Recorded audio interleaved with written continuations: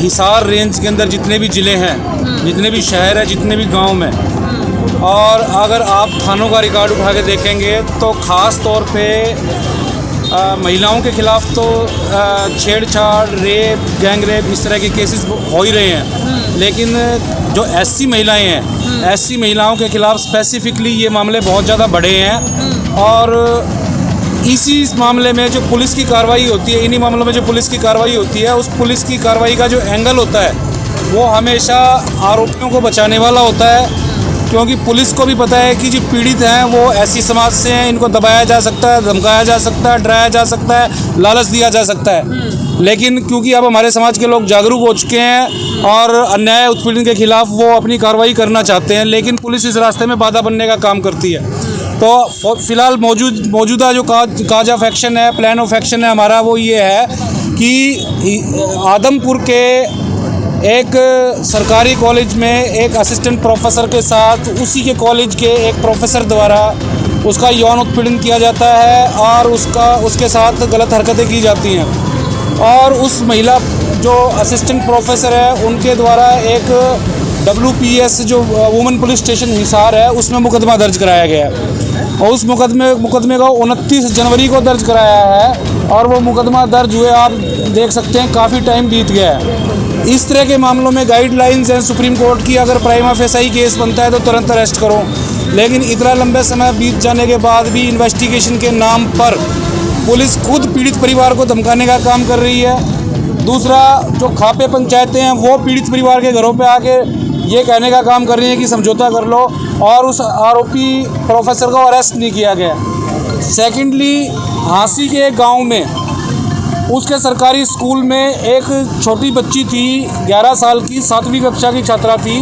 उसके साथ उसी के स्कूल के 55 साल के चपरासी ने उसका यौन उत्पीड़न किया, लड्डू खिलाने का बहाना दिलाकर। और उस मामले में भी 9 फरवरी को FIR दर्ज हुई।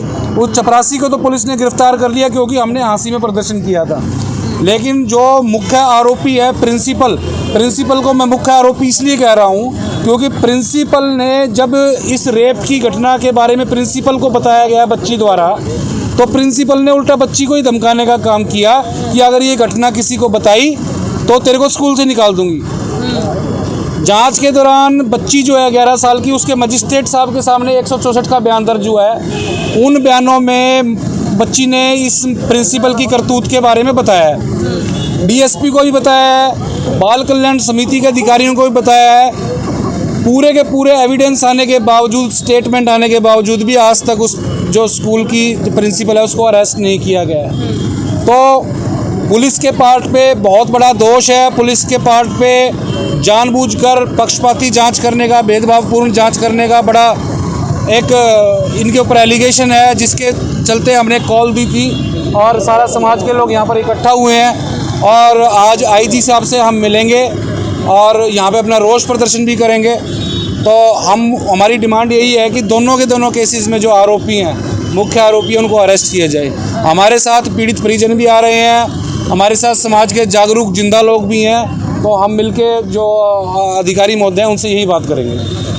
किसी महिला के साथ रेप होता है, छेड़खानी होती है, तब पुलिस ही उसको डराने धमकाने का काम करती है और उसके ऊपर कार्रवाई नहीं की जाती है। लेकिन अभी हम देखें कि समाज के लोग अगर उसके ऊपर प्रोटेस्ट करते हैं, तब हम यहाँ देख रहे हैं कि पुलिस पहले से ही मौजूद है, जबकि पुलिस का काम क्या होना चाहिए था, उसके ऊपर आप क्या कहेंगे? बिल्कुल, आपका सवाल सही है। जितनी पुलिस हम लोगों को शांतिपूर्ण प्रोटेस्ट करने से रोकने में इन लोगों ने लगाई हुई है, अगर इसी पुलिस को इनकी सही ड्यूटी याद कराई जाए और जो दो केस हैं, वंचित शोषित समाज के, गरीब समाज के लोग हैं और उनके साथ जो भारत के कानूनों के सबसे हीनियस क्राइम है, बच्ची के साथ रेप की घटना और वर्किंग वुमेन के साथ, कॉलेज में प्रोफेसर है उसके साथ इस तरह की घटना, और इस मामले में भी पुलिस की जांच का जो एंगल है वो जांच का एंगल आरोपियों को बचाने वाला है। और पुलिस अधिकारी खुद पीड़ित परिवार के ऊपर दबाव बना रहे हैं कि इस मामले में समझौता कर लो, बदनामी हो जाएगी, ये हो जाएगी, वो हो जाएगी। तो बड़ा शर्मनाक करते हैं पुलिस के पार्ट के ऊपर। और पुलिस लोग हमारी आवाज़ को दबाने के लिए यहाँ पे लाठियों के साथ, बंदूकों के साथ ये लोग, इन्होंने जो पुलिसकर्मी खड़े हुए हैं, ये यहाँ के पुलिस अधिकारियों के लिए बड़ी शर्म की बात है।